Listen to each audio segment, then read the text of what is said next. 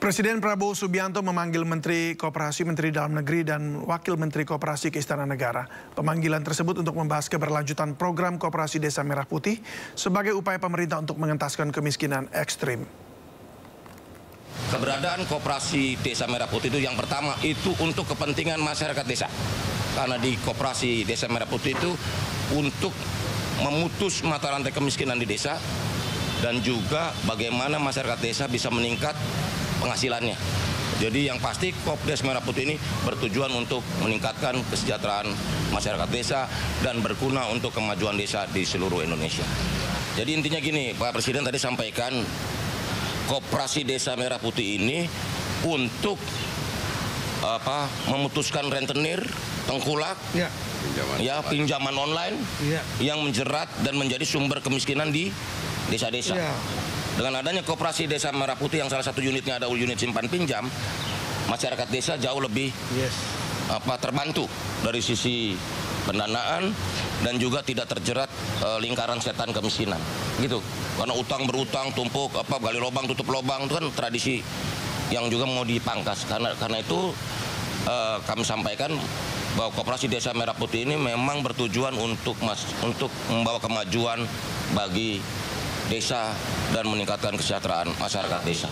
Menteri Dalam Negeri Tito Karnavian merespon tudingan retret kepala daerah yang menghabiskan 13 miliar rupiah. Tito menegaskan kegiatan retret kepala daerah menjadi upaya pemerintah dalam mengamankan APBD. Tapi clue yang paling utama, menginvestasikan 13 miliar untuk mengamankan 1.300 triliun. APBD itu 1.300 triliun tuh. Kalau nggak efisien, kasihan rakyat. Apalah uang 13 miliar besar, tapi demi mengefisiensikan dan mengamankan 13.369 triliun APBD. Itu tugas Kemendagri.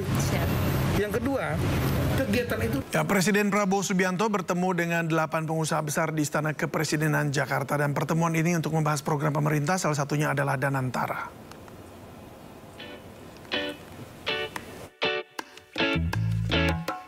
Presiden Prabowo Subianto bertemu dengan 8 pengusaha besar di Istana Kepresidenan Jakarta. 8 pengusaha itu adalah Antoni Salim, Sugianto Kusuma atau Aguan, Prajogo Pangestu, Boy Thohir, Franky Wijaya, Dato Sri Tahir, James Riyadi, dan Tommy Winata. Masing-masing pengusaha tersebut memiliki latar belakang bisnis yang berbeda, mulai dari sektor pangan, properti, energi, keuangan, dan manufaktur. Prabowo pun membahas sejumlah isu strategis, termasuk program makan bergizi gratis, pembangunan infrastruktur, penguatan industri tekstil, hingga upaya swasembada pangan dan energi. Selain itu, industrialisasi dan pengelolaan investasi melalui Badan Pengelola Investasi Danantara juga menjadi topik utama dalam perbincangan. Tim Liputan, iNews melaporkan. Tidak lagi menjabat tak membuat Presiden ke-7 Republik Indonesia Joko Widodo mundur total dari dunia politik. Wacana Jokowi akan mendirikan partai Super TBK pun mencuat.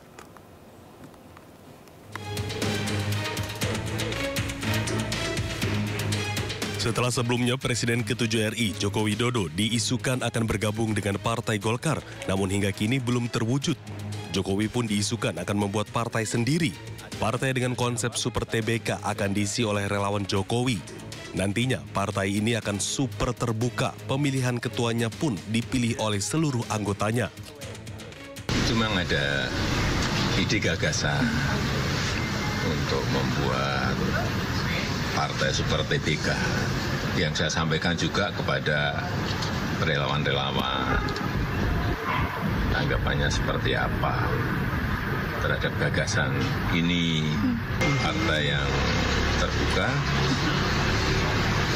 super terbuka, ya, nanti pemilihan ketuanya juga dilakukan secara terbuka oleh seluruh anggotanya. Sementara itu, Partai Golkar tak menutup pintu untuk Jokowi bila ingin bergabung. Meski kaget akan adanya rencana ini, namun Partai Golkar persilahkan Jokowi jika ingin membuat partai sendiri. Kan katanya berproses bagaimana dengan Golkar. Ya kan, tapi kalau ada begitu ya namanya warga, apalagi ya mantan presiden 10 tahun kan, ya tergantung beliau kan. Dan memang kan konstitusi kita memberikan ya hak kepada setiap warga negara untuk membentuk itu apapun. Ya, tetapi ya itu agak kaget juga. Kenapa? Karena tadinya ini kan ramai terus dengan Golkar, dengan apa dan lain-lain. Tapi kalau ada berita begitu, tentu ya kita tentu kembalikan kepada beliau. Sebelumnya, Presiden ke-7 RI Joko Widodo sempat diisukan akan bergabung dengan beberapa partai. Namun, hingga kini mantan politisi PDI Perjuangan ini belum juga berlabuh dengan partai baru.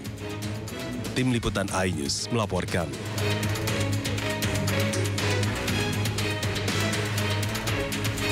Gelombang PHK masih terus terjadi. Ribuan karyawan pabrik yang memproduksi sepatu Nike memecat ribuan karyawannya akibat menurunnya pesanan sepatu.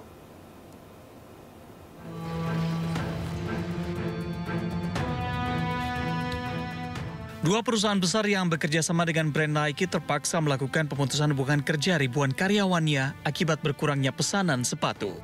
Beberapa divisi dalam pabrik dengan total lebih dari 200 karyawan sudah dipulangkan mulai pekan ini.